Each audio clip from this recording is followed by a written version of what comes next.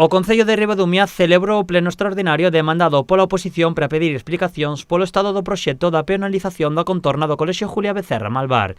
O alcalde comezou a sesión defendendo o seu proxecto. O que se pretendía era reordenar, digamos, todo o entorno do colexio e todo o entorno do Umia Club de Fútbol.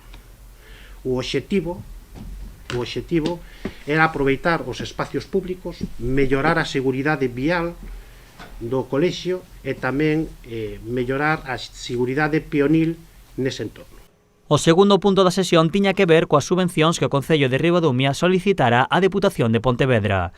Dende o Goberno local defenderon a súa xestión, indicando que sí que teñen dereito de uso da estrada provincial e que a Deputación foi moi rigorosa non concedéndolles o plan Reacpón. Porque é certo que temos o dereito de uso desa carretera provincial, porque aí temos as instalacións de alumeado público, temos as instalacións de alcantarillado, temos as instalacións de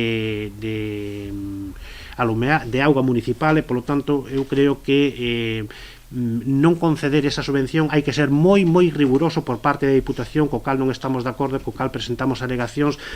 A oposición respondeu a estas explicacións acusando ao goberno de mentir e de ocultar información. O asunto é porque nos orzamentos do 2020 non se especificou na partida e cando se falou dese tema de que os cartos nos plenos hai que dicir a verdade. Podes non dicir cousas, pero non podes mentir.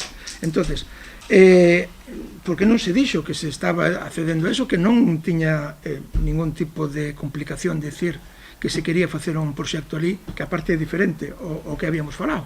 Dende o goberno local defenderonse advertindo que o proxecto estaba en fase de estudo e redacción e que non tiñan por que dar explicacións. A información, cando son temas de estudio, temas de negociacións, temas de que hai que estar en contacto con distintos colectivos, evidentemente, si xurde, perfecto, e se non xurde non temos a obligación de dar contestación a iso. Outra cousa, si é, digamos, toma de decisións que ten que vir a pleno, ou que ten que vir a unha comisión, ou que ten que vir unha mesa de contratación, pois evidentemente a oposición ten que ter toda a información para poder, digamos, tomar partido.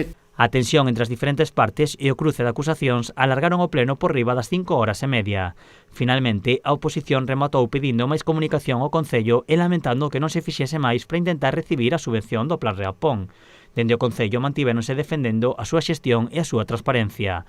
O pleno rematou co rexeitamento da moción para mellorar o funcionamento democrático da corporación municipal polo voto en contra do goberno local.